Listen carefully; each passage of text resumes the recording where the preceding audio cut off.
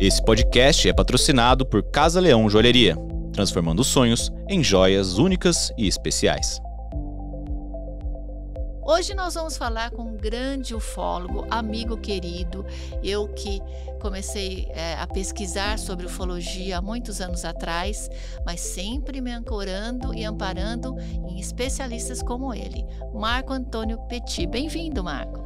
Agradeço aí o convite, Rosana, é um grande prazer esse nosso reencontro depois de vários anos. E já dou logo os parabéns pelo programa e essa oportunidade que nós vamos ter aqui de conversar sobre aquilo que é sério mesmo dentro dessa área da ufologia e de muita coisa afim também, da mesma maneira. Marco, você é uma pessoa que tem um currículo, gente, tão extenso, eu tive até que marcar algumas coisas, mas você começou a investigar isso em 75. Desde criança você teve essa vontade? Olha, eu com 6 anos de idade, uma certa noite, eu morava na cidade de Petrópolis, próxima ao Rio de Janeiro, onde eu sou nascido, e olhando o céu naquela noite, uma noite estrelada de inverno, sem lua, eu me lembro perfeitamente, pela primeira vez, foi uma coisa que eu nunca tinha sentido, eu percebi uma ligação profunda com tudo que eu observava no céu. E veio, eu não sei de onde, aquela percepção que em torno de vários daqueles sóis ou estrelas que eu estava observando naquela noite, existiam planetas e que não só isso era uma realidade, mas que também em muitos deles a vida havia surgido e evoluído até formas capazes de viajarem pelo universo. Ou seja, você pensa bem, Rosana, isso para uma criança de 6 anos olhando o céu aparecer, não é uma coisa muito comum, né? E a partir dali eu tive uma ligação muito grande, eu posso dizer praticamente que eu aprendi a ler, impulsionado pela vontade de ler material sobre astronáutica, sobre astronomia, e a ufologia foi uma sequência. Então, em 75, realmente eu comecei a sair daquela condição de simples leitor desses assuntos para investigar realmente a questão ufológica. E na parte acadêmica, você inclusive deixou o curso que você estava fazendo para se dedicar só à ufologia, é isso? Exatamente, Rosana. Em 1982, eu estava ainda para finalizar um curso de análise de sistemas, né, no Rio de Janeiro, onde eu tinha voltado a residir. E aí eu tomei conhecimento de fenômenos extremamente interessantes, né, que estavam acontecendo no interior do meu estado, ou seja, no sudoeste do estado do Rio de Janeiro, os distritos de Conservatório e Santa Isabel do Rio Preto, município de Valença. E eu fui para lá, eu que até aquele momento era um pesquisador, um investigador e não tinha visto absolutamente nada, ufologicamente falando, eu fui para lá de início para ver se esses depoimentos que estavam chegando a partir dos moradores até a minha pessoa, se eles eram realmente coisas ligadas à questão ufológica, a presença dos UFOs, desses objetos. E eu, naquela primeira noite, 8 de maio de 82, eu me lembro como se fosse hoje, 10 horas aproximadamente, 22 horas, ou seja, 10 da noite, eu tive a chance, com mais 4 pessoas, de observar claramente o objeto de forma discoidal, vindo por cima da Serra da Mantiqueira em direção ao nosso estado. Isso durou 5 minutos e voltei 2 semanas depois, tivemos o avistamento de 2 esferas luminosas, aí aconteceu o seguinte, algo para desespero até, vamos dizer assim, dos meus pais na época, né? Você vai entender, eu resolvi abandonar o curso e mudar para essa região de uma maneira radical para investigar em loco tudo o que acontecia. E aí tive outras experiências, comecei a fotografar os fenômenos ufológicos naquela região, trocamos sinais luminosos com vários desses objetos e tive a chance, nos anos seguintes, de levantar ou ouvir, investigar mais de 400 casos de contatos de diferentes graus dos próprios moradores da região. E quando eu falo experiências desses moradores, não era uma luzinha, por exemplo, de maneira errática no céu. Que confunde com avião ou qualquer outra qualquer coisa. O balão, né? Eram casos, por exemplo, de carros nas estradas todas de terra naquela época ainda, hoje é tudo asfaltado, carros acompanhados, às vezes, a menos de 50 metros por objetos de diferentes formas, que às vezes chegavam tão perto, Rosana, que toda a parte elétrica desses carros era bloqueada e o carro morria, ficava ali para desespero Como a gente vê nos filmes mesmo. Exatamente. Exatamente, né? Igual. E investiguei casos até de militares do batalhão do Exército mais próximo, que ficava em Valença, que passando em comboios em direção a Minas Gerais, né, porque essa região da Serra da Beleza e Conservatória e Santa Isabel do Rio Preto ficam muito próximas já a Minas, eu tive a chance de ter autorização, até divulgar o nome de militares do Exército que viram naves literalmente, Rosana, pousadas nos pastos das fazendas de gado leiteiro dessa região. E ocorreram casos também de avistamento de tripulantes, de pousos de naves, ou seja, uma coisa, eu diria até praticamente inacreditável. Vamos falar de novo, em qual região e data? Tá. Esse processo todo do meu envolvimento começou em maio de 82. Que você começou a pesquisar os fenômenos. E logo depois eu me tornei morador da região. A ideia, Rosana, era Mas ficar... qual é a região? Porque assim... O município é Valença. Sim. Tá? Mas, especificamente, essa serra, que é conhecida como Serra da Beleza, ela fica bem na divisa dos distritos de Conservatória, que é conhecida também como Cidade da Seresta, e o distrito de Santa Isabel do Rio Preto. É uma área restrita em termos de tamanho, mas que concentra uma quantidade, ainda hoje... Ainda hoje, isso que eu queria saber, porque pelos estudos que eu faço, junto a vocês, todos os pesquisadores, tem décadas e anos que eles aparecem mais. Esse daí foi na década de 80, mais ou menos? Começou esse processo na década de 80.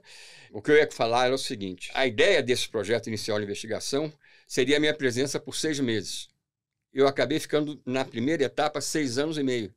Nossa. Voltei para o Rio, fiz investigações em outros locais, e aí, em 99, eu voltei para a região para mais quase 7 anos de pesquisas e investigações. Mas continuavam lá aparecendo? Continuava e continua até os dias atuais. Isso que é a coisa mais impressionante. Então, se você está me ouvindo, se você é um ufólogo de iniciante, principiante, se você é pesquisador, se ele for para esse local, ele é capaz de ver essas manifestações? Principalmente nos meses de inverno. Eu chamo essa atenção aí.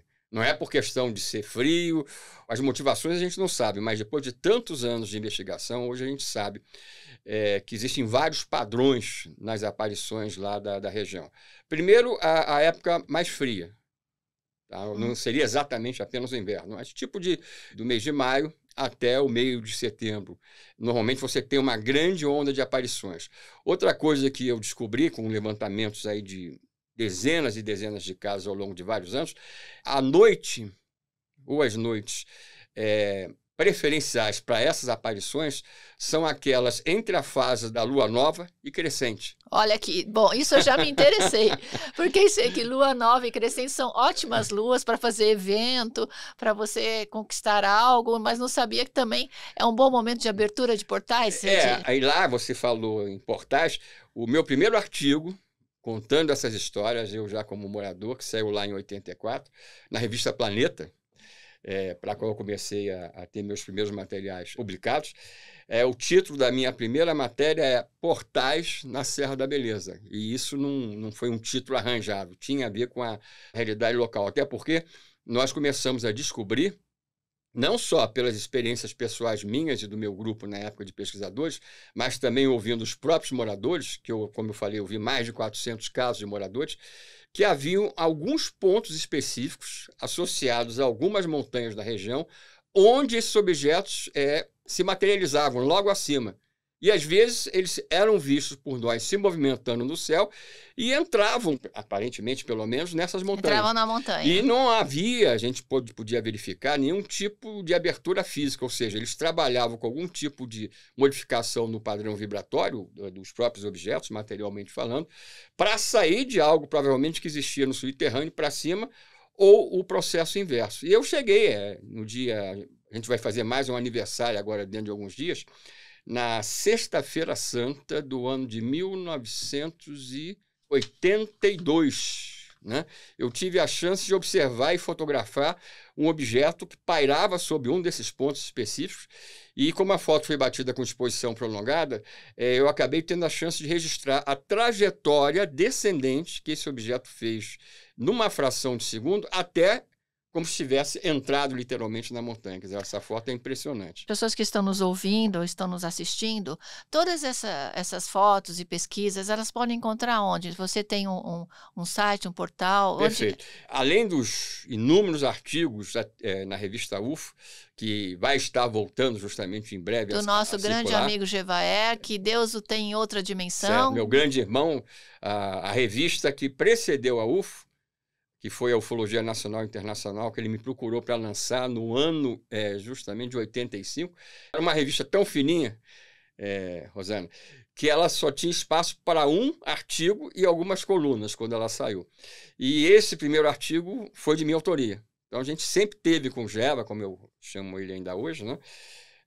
O Geva, o grande Geva. Como um grande irmão meu, assim eu coloco, né? E muito material publicado nas revistas UFO também. Então esse material seu está no arquivo UFO das revistas e do site. E também em vários dos meus 14 livros já publicados. Sendo que o principal específico da nossa investigação na Serra, que cobriu todos esses anos, décadas de investigação, é o livro OVNIs na Serra da Beleza, uma jornada pessoal em busca do contato. Como é que você conseguia pesquisar ou ter a certeza que esses OVNIs ou objetos não identificados não eram alguma experiência militar, tanto nacional quanto internacional?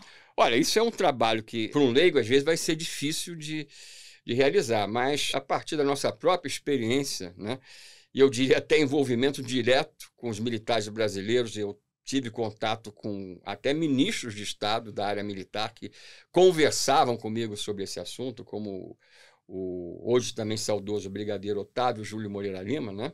Entre outros. Muita gente da área do Exército, da Marinha, eu interagia, fazendo até palestras dentro de instituições militares que ele me chamava.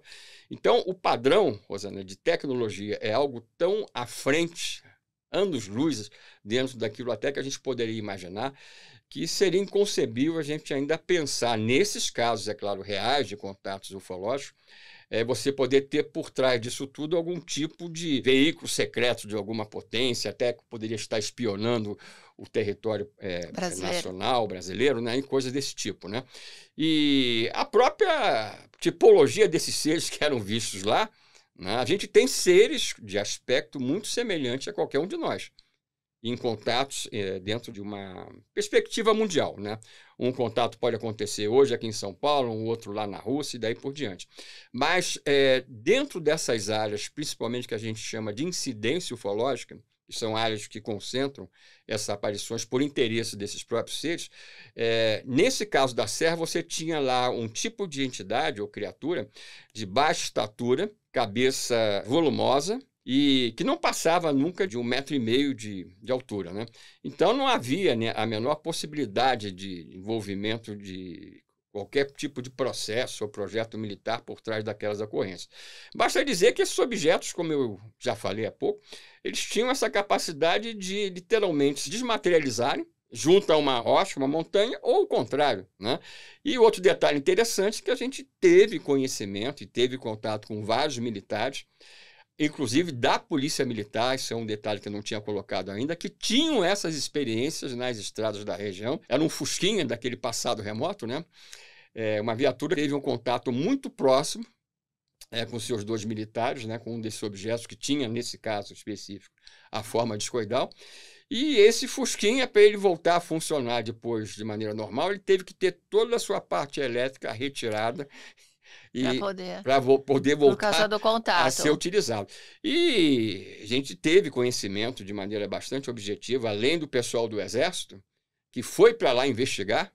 E um detalhe interessante em relação a isso, Rosana, é a percepção que eu tive durante a própria investigação, que depois eu pude, por outros meios, né, outro tipo de averiguação, chegar à mesma conclusão. Quem estava lá no passado, por trás desses fenômenos, como continua estando hoje, tem aquela capacidade de saber exatamente aquilo que você está pensando e o que você está fazendo lá no local. Seja uma pessoa que esteja passando de carro, ou no nosso caso, quando a gente apertava o disparador da... Eles são telepatas? Eles são e colocam que isso seria normalidade até para nós, que nós perdemos no passado, né? Isso já é um outro tipo de temática dos nossos livros, né? Quero entrar em 2 assuntos muito Certo. importantes, que é sobre Ilhabela daqui a pouquinho, porque eu tenho algumas manifestações que eu Certo. conheci, e queria primeiro, para aqueles ouvintes nossos também que estão nos vendo, fala um pouco, resume, se possível, que é muito, muito extenso e importantíssimo, sobre a Operação Prato. O que foi que aconteceu na Operação Prato? O que era isso? A partir do início do segundo semestre do ano de 1977, começou uma onda muito grande de aparições de UFOs, ou discos voadores, no estado do Maranhão.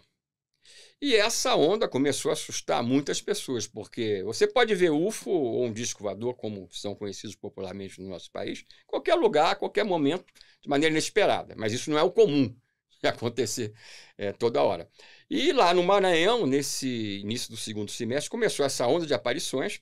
Esses objetos chegavam muito próximos das testemunhas e isso cada vez assustava mais essas pessoas.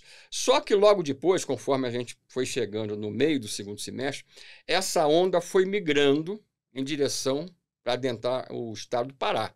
E aí, quando essa onda de aparições adentrou o estado do Pará, e a coisa se multiplicou em termos de ocorrências. Então, em determinadas áreas ou municípios ou localidades do estado do Pará, principalmente nas regiões mais próximas à capital, Belém, as aparições começaram a ser literalmente diárias. Diárias. O que aconteceu? E as autoridades na época, elas tomavam conhecimento ou elas achavam que era vamos dizer, alguma coisa da população que estava viajando na maionese, como a gente fala? Não, de início, nenhuma autoridade sabia o que estava acontecendo. Isso a gente tem essa percepção, isso tudo foi conversado até com militares daquela época, começando por mim, com o próprio Jevaé, que tivemos a chance de entrevistar o próprio comandante da operação. E eu gravei 3 fitas de VHS na época com ele. Mas isso já foi gravado e conversado 20 anos depois. Naquela época que os fatos começaram, nas cercanias As autoridades de Belém, ajudavam ou não? Não, era uma situação de perplexidade, não só da população, como das autoridades. Fossem elas prefeitos, militares da aeronáutica, etc, etc. Então, o que aconteceu? Um dos locais mais afetados foi a chamada Ilha de Colares, no município de Vigia. E aí estava havendo uma situação quase que de pânico da população, que começava, em parte, a abandonar a ilha. Porque esses objetos se aproximavam muito, projetavam feixes de luz. Queimavam as pessoas? Deixavam uma marca, principalmente nas mulheres, sobre a posição do seio esquerdo. E essa marca, geralmente quase circular, ela ainda apresentava uma série de perfurações. E surgiu, né, a ideia de que, por trás daquele fenômeno, estava havendo uma coleta de sangue. E aí a imprensa local passou a denominar esse fenômeno, naquelas semanas, de chupa-chupa. Quer dizer, uma coisa até... Isso em 77. 77, a partir principalmente do mês de setembro de 77. E as pessoas começaram a se... Desesperar, né? A entrar no processo de desespero. E a ponto que aí eu tive acesso a um documento, no mesmo dia, junto com o Jevaé, nós recebemos esse documento vazado no Rio de Janeiro, e esse documento era um relatório assinado pelo imediato dele, na época sargento da inteligência do 1º Comando Aéreo Regional, Flávio Costa, em que ele foi o chefe, antes do Holanda chegar, na própria Ilha de Colares. E quando ele chegou lá, ele viu a situação tão crítica que ele escreveu nesse relatório que a gente teve acesso, eu publiquei num dos meus livros do passado, em que esse militar chamava a atenção que se aquele fenômeno não parasse, ou que a Força Aérea não conseguisse entrar lá para acalmar realmente aquela população, as palavras dele, literalmente, Rosana, escritas, né, foram as seguintes, que ele temia que os mais fracos de espírito partissem para um processo de aniquilamento, ou seja, suicídio. Ele não usou a palavra suicídio. Sim, até porque não tinha uma cultura de aprendizado sobre o fato. Nada, né? Era um temor, né? Era um temor na época. Aí o que aconteceu? O prefeito, responsável justamente pela ilha, que ficava no município que eu falei, cujo nome é Vigia, ele mandou um ofício ao 1º Comando Aéreo Regional lá em Belém.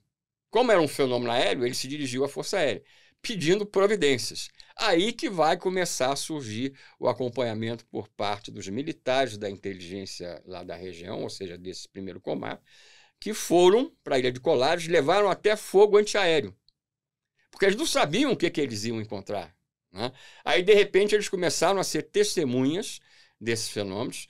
Logo depois, o próprio coronel, na época, então o capitão Holanda, voltando de Brasília, ele estava lá fazendo um curso para promoção, justamente, ele recebeu a pasta da operação, que não tinha nome ainda de Operação Prato, e foi para lá com as mesmas pessoas, com os mesmos militares da inteligência. E aí ele mesmo começou a ter as experiências, junto com seus É comandantes. impressionante como todo mundo participando, seja a parte política, a população, a Sim. militar, e esses UFOs, né, não pararam de se manifestar. Eles não estavam preocupados em não aparecer. E um detalhe que às vezes as pessoas depois me perguntam é o seguinte: o que aconteceu com os militares que foram para lá? Eles não só se transformaram em testemunhas diretas dos fenômenos, como viram que a própria população não estava criando nem inventando nada, como eles passaram a ser os procurados de maneira especial por quem estava por trás dessas aparições, ou seja, pelos próprios seres. Então, por que a Operação Prato chegou ao ponto de divulgação mundial que ainda hoje persiste? Porque esses militares, comandados pelo próprio, então, capitão Holanda, como eu falei, eles começavam, por exemplo, hoje, vamos imaginar que nós estamos em 77, né? No mês de dezembro. Então, eles tomavam conhecimento, por exemplo, que tinha ocorrido uma presença forte de objetos num determinado rio lá das cercanias de Belém. Então, eles iam para lá de barco para fazer vigília noturna.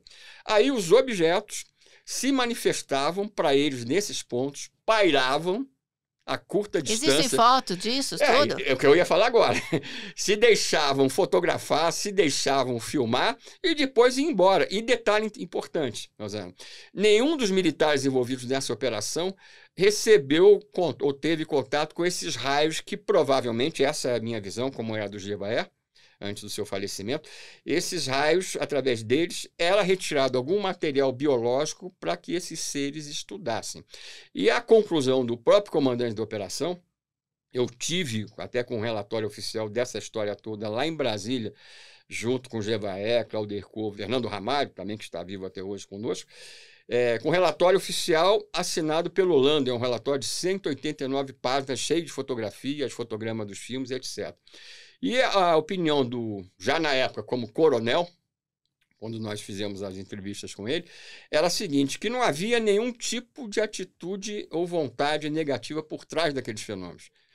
Que havia realmente, é claro, uma situação de perplexidade e, como eu falei, quase pânico, porque ninguém estava preparado para isso na população, mas que na visão dele, como comandante da operação, o que aqueles seres estariam fazendo naquela época, era uma em 77, pesquisa. era retirar material biológico para que fosse estudado, para que eles pudessem, repare bem o que eu vou falar agora, desenvolver algum tipo de medicamento, algum tipo de processo, para que eles pudessem, no futuro, entrar em contato com a nossa humanidade sem sofrer os malefícios dos nossos germes, dos nossos vírus ou coisa parecida.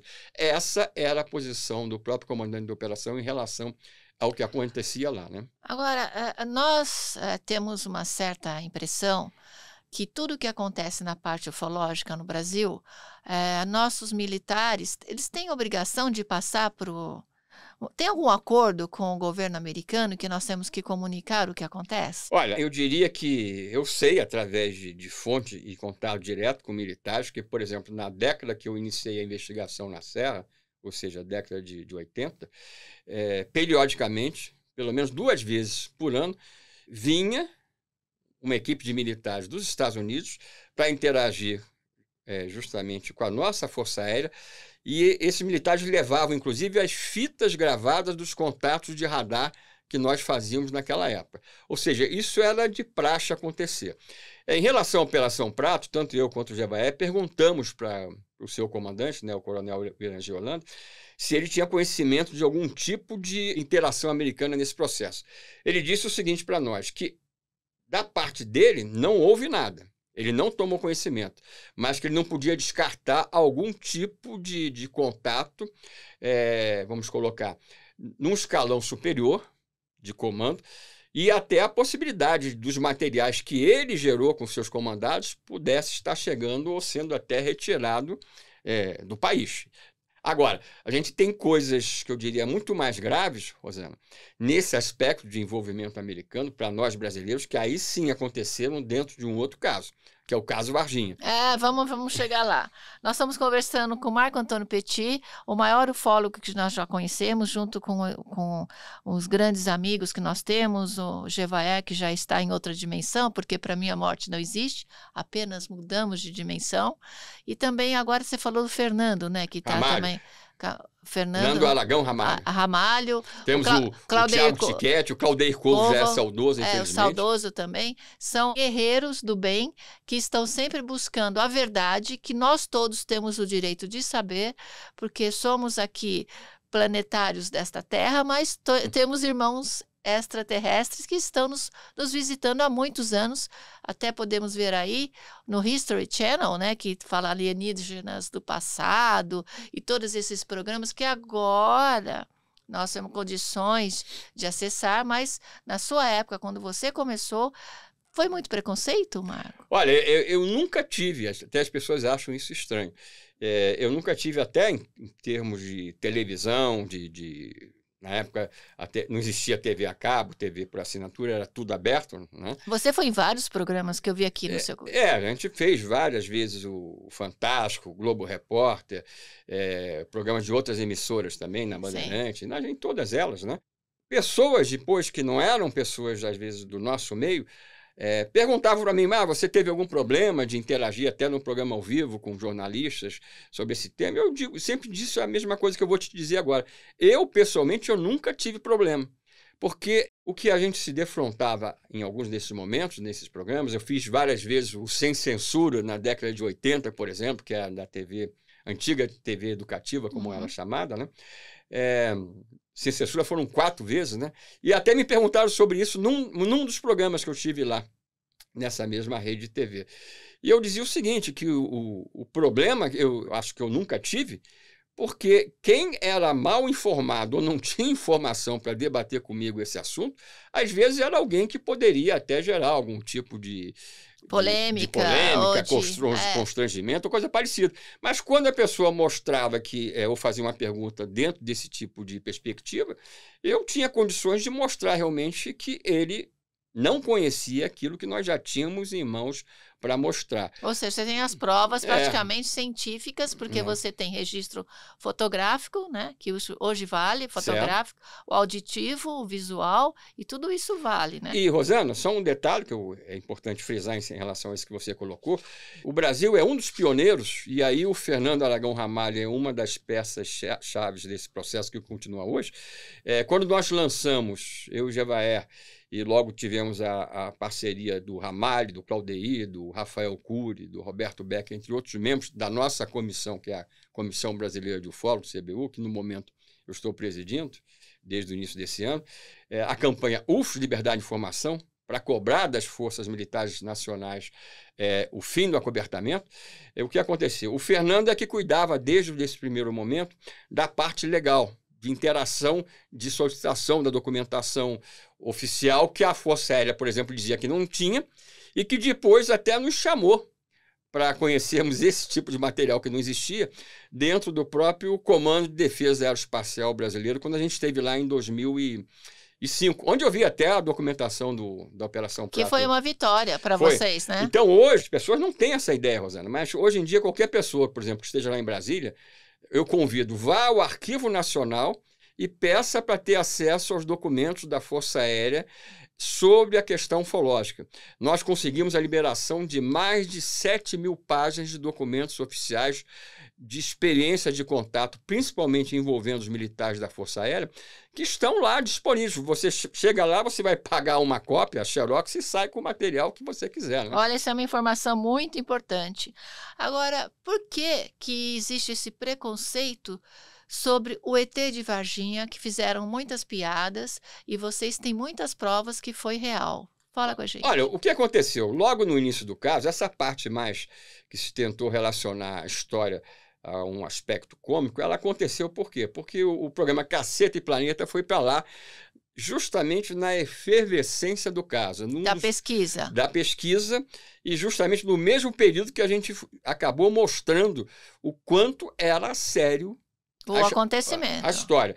Por exemplo, no dia 4 de maio, eu tinha chegado na véspera lá para uma reunião que acabou se tornando, maio de 96, portanto, que acabou se tornando histórica essa reunião, onde, por exemplo, o investigador e hoje também parceiro nosso, até os dias atuais, Vitório Pacatini, junto com o apoio meu, do Aldeir Corvo, entre outros pesquisadores que estavam lá presentes, ele citou numa reunião para a mídia nacional e internacional, na tarde daquele dia 4 de maio, pela primeira vez, os nomes de militares do Exército, incluindo até altas patentes, que nós tínhamos acesso, já tínhamos tido melhor acesso, deixando claramente a realidade dos fatos, dias antes, que tinham tido participação direta com a história. Iniciando pelo general Sérgio Pedro Coelho Lima, que era o comandante do Exército local, passando pelo tenente-coronel Olimpo Vanderlei dos Santos, que comandou em vários pontos do sul de Minas operações ligadas com o envolvimento da Polícia Militar e dos bombeiros locais, também de Varginha,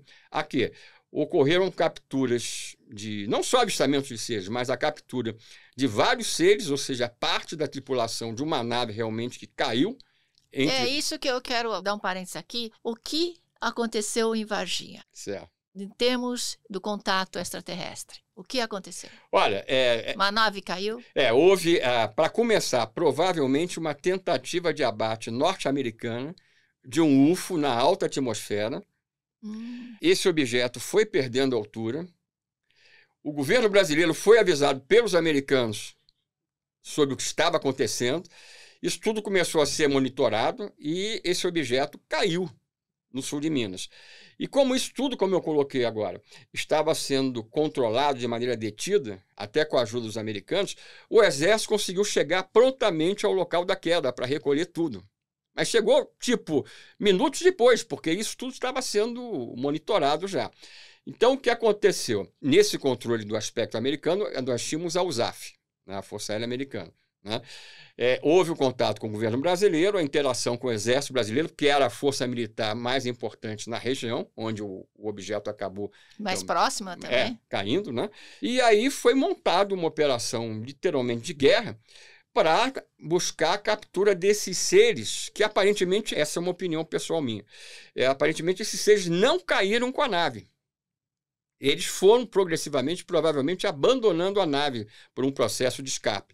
Então, por conta disso, é que esses seres começaram a ser vistos, até pela população em geral, entre a cidade de Varginha e Três Corações, durante semanas, na verdade, durante vários meses. E parte dessa tripulação é que foi capturada com o envolvimento do Corpo de Bombeiros de Varginha, com a Polícia Militar de Minas Gerais, mas a partir do Batalhão de Varginha, e também com o envolvimento do Exército, que no comando exercia justamente a posição hierárquica superior. Mas chegaram a documentar? Tem fotos sobre isso? Não, claro que as forças militares filmaram, fotografaram isso tudo. Agora, como é que a gente pode garantir que essa história não é uma ficção? De maneira... A gente poderia falar de Varginha aqui uma semana e eu não contaria tudo que a gente sabe, seja pelo lado civil ou militar. Mas, de maneira bem resumida, eu diria o seguinte. Nós temos, Rosana, literalmente centenas de testemunhas, principalmente no município de Varginha, que testemunharam fases distintas do caso. O que a gente pode chamar de fases distintas? Que testemunharam a captura feita pelos bombeiros, a partir do dia 20 de janeiro. Dos corpos? Não. Vivos. Vivos? Vivos. Oxa. Né? Vivos. Tá? Pelo menos a gente sabe que 2 desses chegaram a ser capturados vivos, apesar de estarem em situação aparentemente de dificuldade, vamos colocar assim, por falta de adaptação à nossa atmosfera ou algo relativo à própria queda da nave que caía, etc. Né? Mas nós temos testemunhas diretas dentro e fora dos 2 hospitais de Varginha, para onde esses seres foram levados.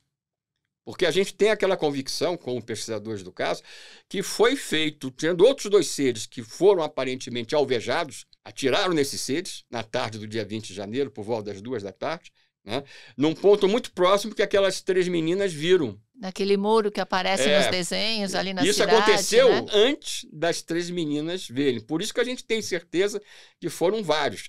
E antes dessa operação da parte da tarde, que 2 seres aparentemente desses foram alvejados dentro de uma mata na região, os bombeiros já tinham capturado um por volta das 10h30 da manhã. E a polícia militar capturou um outro na mesma região por volta das 8 horas da noite. Esses 6 foram levados, para alguns diretamente, quer dizer, que não são só esses, foram levados diretamente para dentro do Exército em Três Corações, na cidade vizinha. O capturado, por exemplo, na parte da noite pela polícia militar, passou por 2 hospitais da cidade, o regional no centro da cidade, depois foi transferido para o Hospital Humanitas, e de lá já saiu morto, aí sim, para dentro da Escola de Sargento das Armas em Três Corações.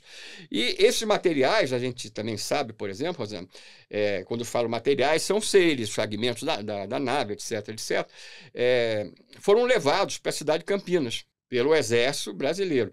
Agora, como eu ia colocando, como é que a gente sabe disso? A gente tem não só centenas de testemunhas civis dessa história. Eu estive em Varginha agora há poucos dias. São testemunhas coerentes, né? Porque que uma dá conhece, continuidade com o outro, outra bate com o outro, então realmente tem uma coerência nos relatos. E uma sequência lógica de tudo, que bate com aquilo que, esse que é o ponto que é importante eu ressaltar, que militares ainda hoje que conversam conosco afirmam que realmente aconteceu, coisas que realmente aconteceram. Esses militares descrevem os sejos da mesma maneira. Tá? Eu tive pessoalmente, junto, por exemplo, com esse outro investigador, que é um pioneiro do caso Varginha, que é o Vitório Pacatini, conversei com ele agora há pouco, antes até avisei que eu vim aqui participar do programa com você, e ele, por exemplo, e eu tivemos contato e gravamos uma entrevista com um militar do Exército Brasileiro que, contra ordens superiores, resolveu não só contar a sua história pessoal de envolvimento, mas permitiu gravar. Então eu, com uma câmera naquela época, em 96, no dia 4 de maio, no mesmo dia daquela reunião, que ele deu os nomes dos militares pela primeira vez envolvidos do Exército. Eu, com uma câmera Super V, gravei uma entrevista que ele fazia com um militar do Exército que participou da retirada de uma das criaturas já morta do Hospital Humanitas. E esse mesmo militar garante que ele participou de um outro comboio militar que levou esses materiais gerais do caso Varginha para Campinas. Para onde? Para dentro da Escola Preparatória de Cadetes do Exército. E depois para a Unicamp. Então, a gente tem fontes militares que batem dentro de um grande contexto com aquilo que nós pesquisamos em relação aos civis. E como eu ia colocando agora há pouco, desculpa um parênteses, todo esse trabalho seu vai estar num livro, você está lançando um livro, é isso que... Olha, o Vitório Pacatini, ele acaba de relançar no exterior o primeiro livro do caso Varginha, que deu origem até ao inquérito policial militar, porque o Exército tinha que reagir àquilo que a gente estava, vamos dizer assim, apresentando para o público, né? Eu lancei um outro livro em 2015, em que eu esmiuço, eu conto todos esses detalhes que foram conseguidos nos anos posteriores, né? Analiso até o IPM mostrando o quanto ele foi algo fraudulento, falando, eu não assumo esse tipo de colocação claramente, sem nenhum tipo de receio.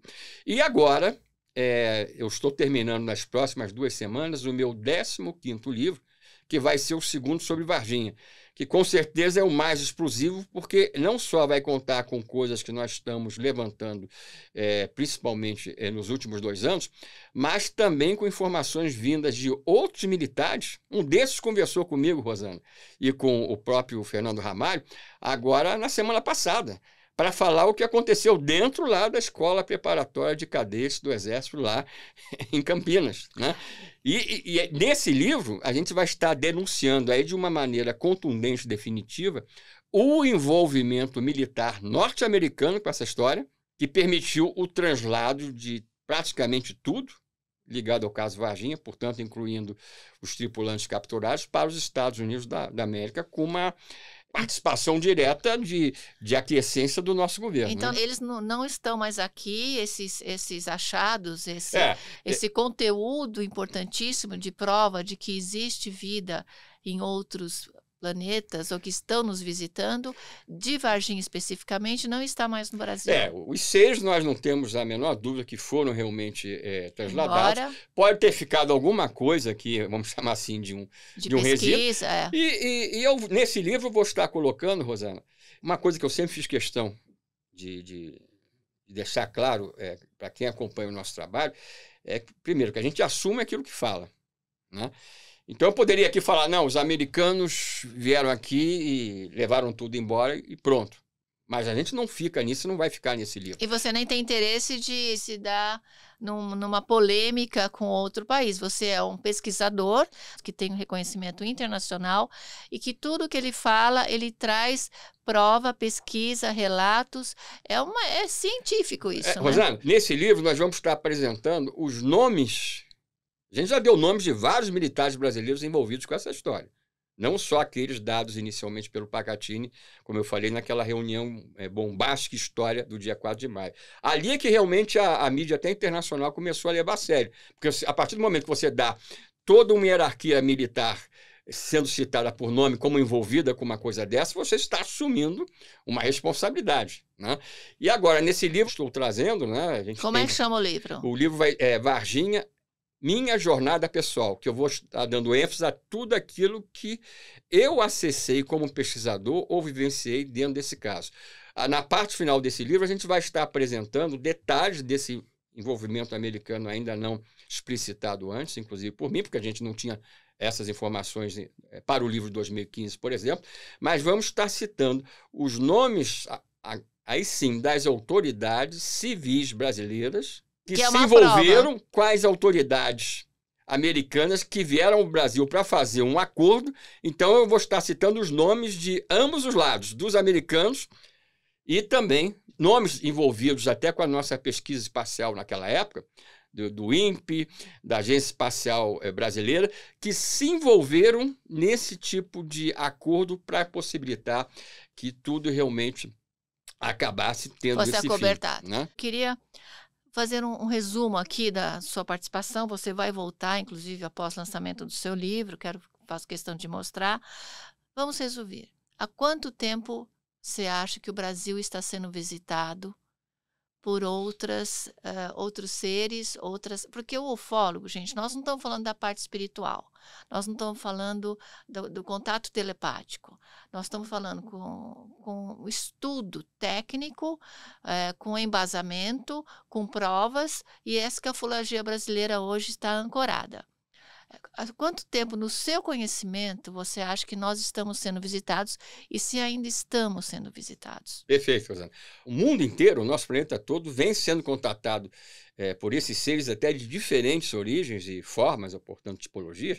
A gente nem sabe há quanto tempo, mas é um período remoto, de forma objetiva. A gente tem vários tipos de evidências. Agora, para falarmos do nosso tempo, né, não do nosso, mas aquele que nos precedeu, há 15 anos atrás, eu lancei meu 6º livro com o título UFOs, Arquivo Confidencial. E esse foi lançado pela revista UFO.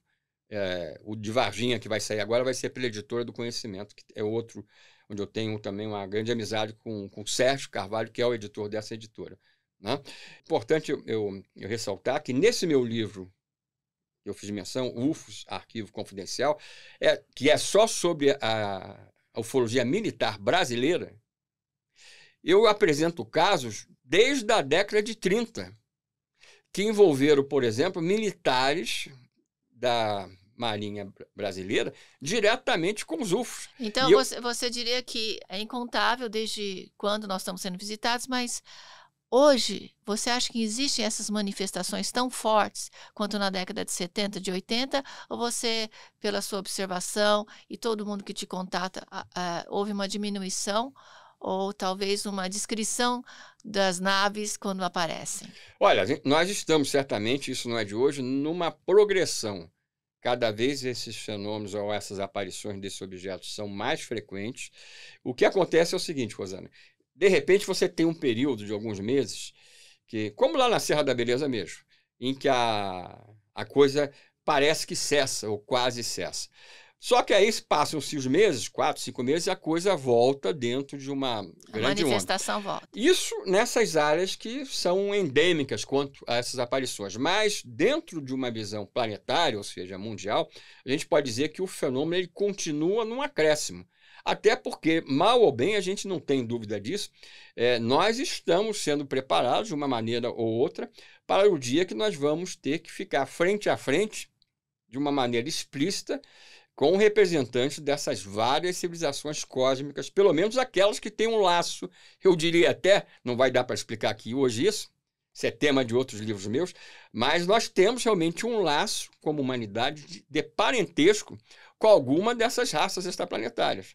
Eu acredito. Então, é esse grupo que prepara esse dia de um contato mais direto, que agora você escuta falar em tudo que é lugar, num desacobertamento progressivo. Isso não está acontecendo porque os militares resolveram simplesmente falar porque acham que vai ser positivo ou não, ou coisa parecida. Porque é necessário essa preparação.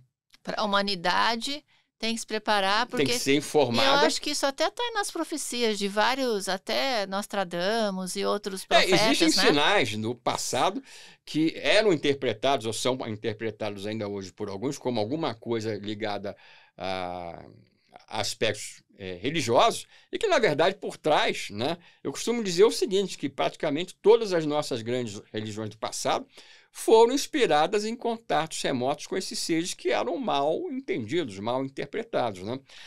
Só para você perceber um detalhe aí que seria importante, você falou muito da Operação Prato.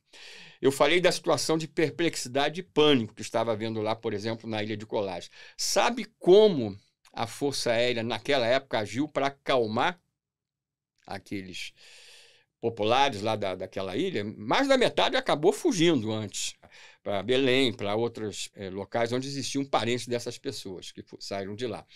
Mas quando a Força Aérea chegou lá, ela começou a dizer para aquelas pessoas que eles não deveriam atirar contra os UFOs, porque eles estavam atirando. Quem não tinha arma de fogo comprava morteiros, né, e disparava quando os objetos se aproximavam. Então, a primeira coisa que a Força Aérea tentou fazer lá foi convencer, e conseguiu, que se parasse de atirar contra esses objetos, seja lá com o que fosse utilizado. Outra coisa, e agora a população, em grande parte, achava que aquilo que acontecia com eles era algum tipo de punição de Deus pelos pecados deles. Então, por isso que eles faziam verdadeiras procissões à noite com velas para pedir perdão. Ou seja, estavam pensando em coisas de um outro mundo, no outro sentido. E aí os militares, alguns deles, começaram a explicar para essa população que aquilo era coisa de outro mundo, mas outro mundo num outro sentido. E aí as coisas foram se acalmando, a Força Aérea deu suporte para aquela população e depois, gradativamente, os fenômenos foram diminuindo, né? E a normalidade, vamos dizer assim, acabou chegando. Ou seja, não existe nada mais perigoso para a humanidade hoje que esse contato planetário acontecesse nesse momento sem uma preparação maior de grande parte da humanidade que ainda não existe. Até o Vaticano está trabalhando para esse processo de aceitação na atualidade da questão da vida extraterrestre. Não é por acaso, né? A Ilhabela está em vários veículos mundiais como uma das cidades que mais tem relatos de aparições de UFOs, né? Principalmente saindo da água. Certo. Existe esse processo? Olha, existe em vários lugares do mundo a mesma coisa, inclusive no meu estado. Eu pesquisei uma região com os objetos, né, a região de Jaconé. Os objetos são vistos saindo do mar, se movimentam para diferentes direções, depois voltam e mergulham lá, as vistas de pescadores, das pessoas na praia e tudo mais. E em Ilhabela acontece isso e não é de hoje que a gente sabe. Você tem nós temos uma quantidade bastante expressiva de relatos que nos indicam o quê? Que provavelmente dentro de um aspecto submarino ou de algo subterrâneo cuja entrada seria submarina, existiria lá, como em outros desses locais de incidência, o quê? Uma instalação por parte desses seres. Eu costumo dizer o seguinte, que nós, como humanidade, eu, você, por exemplo, estamos terrestres, porque a nossa verdadeira origem, para começar, não estaria nesse mundo, tá? E que, na verdade, a gente tem que parar de chamar... Isso pode parecer um absurdo para muita gente que vai me ouvir agora, né? Está nos vendo. Mas o que eu vou falar agora, a gente tem uma série de documentos, inclusive fotográficos, entre outros, que documentam isso. O que seria? Que, na verdade, a gente tem que parar de usar a palavra nosso ou nossa quando a gente trata da questão desse planeta. Porque, na verdade, você me perguntou desde quando nós teríamos informações sobre esses contatos. Eu diria agora, te respondendo de uma maneira diferenciada, o seguinte, que, na verdade, nós já dividimos o planeta que nós até hoje consideramos como nosso, com representantes de várias dessas raças que estão estabelecidas aqui, em locais de difícil acesso para a nossa humanidade, e não é de hoje, dentro de milhares de anos atrás.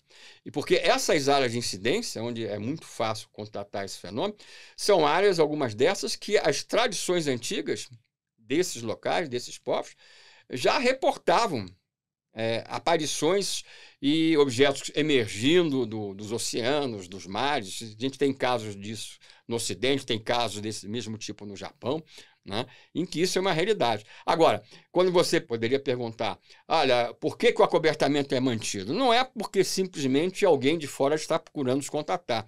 É porque as implicações do que se sabe hoje sobre esse tipo de realidade, dessa presença extraplanetária na Terra, é algo tão grande que afeta tantas áreas distintas que não há como se ter uma preparação. Como é que alguém vai chegar e falar que existem seres que podem penetrar, estão penetrando dentro das nossas casas, à noite ou não, retiram quem eles desejam, dentro de uma finalidade que aí, para a maioria, evidentemente, dos ufólogos ainda seria algo polêmico, e devolvem sem nem que haja qualquer tipo de resguardo ou controle por parte das nossas autoridades, Forças Armadas. Isso é o mínimo, né? E esse é um tema que nós vamos falar no próximo programa sobre as abduções físicas, extrafísicas, né? Nós conversamos com o Wagner Borges sobre isso, da existência.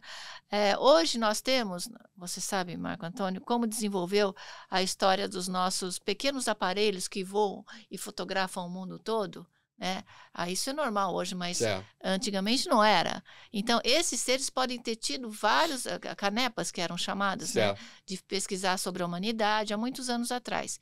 Assim como evolui a tecnologia, evolui também as mentes dos humanos e desses seres. Essa interação é uma interação que, como você falou, precisa de um preparo. Senão, teremos problemas com as religiões, com a sanidade mental, com a segurança mundial. Então, você está de parabéns por estar esclarecendo para a população todas as suas pesquisas, a sua intermediação junto aos militares, o direito que nós temos de saber, né? Eu acho que assim como nós sabemos a ciência, a cura de algo, nós temos o direito de saber também essas comunicações e preparar a nossa humanidade. Eu gostaria que você desse aqui um recado. Olha, Marco Antônio Petit vai voltar para falar de mais assuntos como abdução, sobre os contatos mentais que eles vêm. Quando você mesmo falou, eles visitam nossas casas, eles passam manifestações.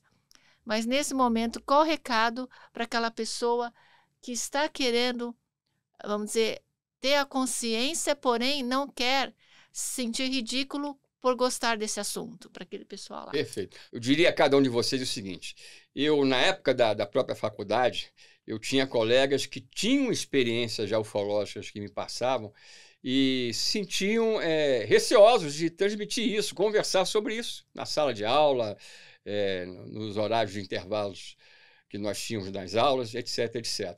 E eu dizia para eles o seguinte: olha, vocês não têm que ter esse receio. Porque vocês vão acabar descobrindo, quando vocês começam a divulgar as próprias experiências, que às vezes, vamos chamar assim, um vizinho, que poderia parecer uma pessoa, entre aspas, assustadora para ouvir uma história dessas nossas, que eu sou portador, por exemplo, de repente tem a sua própria história. E o mais importante não é que ninguém tenha uma crença na questão da presença desses objetos, dos representantes dessas civilizações cósmicas que nos acompanham e nos contatam, como eu falei, no mínimo há vários e vários milhares de anos atrás. O que é importante é a gente desenvolver uma consciência, pesquisar, procurar se informar em cima de fontes críveis, para que aí, quando você for perguntado se você acredita em discos voadores, ou no fenômeno UFO, ou na existência de vida fora da Terra, você não vá simplesmente responder que acredita, mas que você tenha convicção e tenha informações que isso tudo é uma realidade. Esse é um ponto fundamental para qualquer pessoa hoje em dia, ter essa noção. Falar que a vida é um privilégio do planeta Terra é algo totalmente absurdo pelo que nós conhecemos hoje no universo. Então, o caminho é esse, e podem ter certeza que, não só nesse ano que nós estamos, agora 2024, mas nos próximos, nós vamos ter informações e grandes revelações, não só dentro da ufologia brasileira, inclusive sobre o caso Varginha, como também na ufologia mundial. Nós estamos num momento sem retorno em direção à nossa percepção de que não estamos sozinhos no universo. E mais do que isso, que a vida seria algo totalmente inerente à própria existência desse cosmos. E para encerrar, eu queria te perguntar, existe a possibilidade desses seres estarem visitando a gente através de portais dimensionais, não só com suas naves, mas também com seus corpos físicos? Olha, esses seres, eles se valem de uma tecnologia que permite eles se manifestarem em diferentes níveis de realidade. Ou seja, do mesmo jeito que uma nave lá na Serra da Beleza, pousando nesse momento lá, vai deixar uma marca, no momento seguinte, essa mesma nave ela tem a condição de migrar para um outro nível físico, que aí nós não temos acesso ainda. Então, quando alguém me pergunta, por trás do fenômeno UFO, a gente tem como explicação a tese ou a origem extraterrestre ou extraplanetária, ou algo ligado a outras dimensões. Eu costumo dizer o seguinte, Rosana, que nós estamos lidando, né, com um fenômeno que, dentro dessa perspectiva, que às vezes a gente pode tentar separar como opção uma da outra, são duas faces exatamente da mesma moeda. Ou seja, são extraplanetários, têm origens em outros mundos, desse universo imenso, mas também, ao mesmo tempo, são multidimensionais. E nós vamos ter essa tecnologia no futuro para fazer exatamente o que eles fazem. Eu acredito plenamente o que você falou. Você vê, no ano 2000, eu desenvolvi o nome Dimensões para esse tipo de programa, Certo. talvez intuída ou não por seres de outras dimensões. E eu acredito também que nós somos multidimensionais, porém ainda não estamos com a memória de cada viagem que fazemos todas as noites Certo. ou com seres que nós encontramos. Então, muito obrigada, Marco, pela sua presença, e você será aqui cadeira cativa no nosso Dimensões. Vai ser um prazer, Rosana, e vamos levar esse tipo de esclarecimento cada vez mais à frente. Obrigada. E você que ouviu o nosso programa hoje, pesquise, vá atrás. Aliás, qual que é, de novo, o seu WhatsApp aí, se alguém tiver alguns portais que podem achar Perfeito. você? É através do meu WhatsApp, a gente criou um especificamente para contato, se a pessoa tem experiência ufológica, se quer adquirir nossos livros, se quer saber dos nossos eventos presenciais em São Paulo. Está aí embaixo dele, vocês podem ver. O DDD do WhatsApp é 21 e o número é 995 84 10 14. DDD 21 995 84 10 14. E na revista UFO você está firme lá? A revista vai voltar a circular, inclusive no papel, dentro das próximas semanas. Eu estou mantendo justamente a posição de coeditor. Nós demos apoio até para que o Tiago Tiquete, que foi um outro grande parceiro, assumisse a vaga de editor da revista, né? Não só com o meu apoio, mas de outras pessoas também do grupo. E podem ter certeza, aqueles que acompanhavam... Tem um portal também, né? Tem um portal que é o www.ufo.com.br, quer dizer, é facílimo, é só botar UFO no Google que vai aparecer. E nesse portal, nesse momento, já tem muita coisa importante sendo divulgada. E, através desse portal, nós vamos ter a ampla divulgação dos momentos cruciais do retorno da revista UFO, que vai voltar a ser a revista mais antiga em circulação do mundo. Mais tradicional. E a gente tem uma dívida com o Jevaé, com o nosso grande irmão, né, hoje saudoso, que teve aquela visão no ano de 1984, quando ele me procurou, e com a proposta, vamos fazer uma revista nossa sobre ufologia, em que tudo que vai aparecer nela vai ser a partir de nós pesquisadores. Obrigada, Marco. Gente, muito obrigada. E vocês podem continuar aqui sintonizados no programa Dimensões, que sempre teremos algo para esclarecer suas dúvidas, para te dar a fé, para te dar a oportunidade de querer ser feliz aqui no planeta Terra, que você saiba que viver é constantemente movimento. Então, conhecimento movimento, acreditar que você pode realizar seus sonhos, seja ele qual for. Nunca desiste, porque você não está só. Sempre está com o maestro lá de cima e seus mentores espirituais e amigos como o Marco Antônio Petit para esclarecer suas dúvidas sobre ufologia. Até o próximo.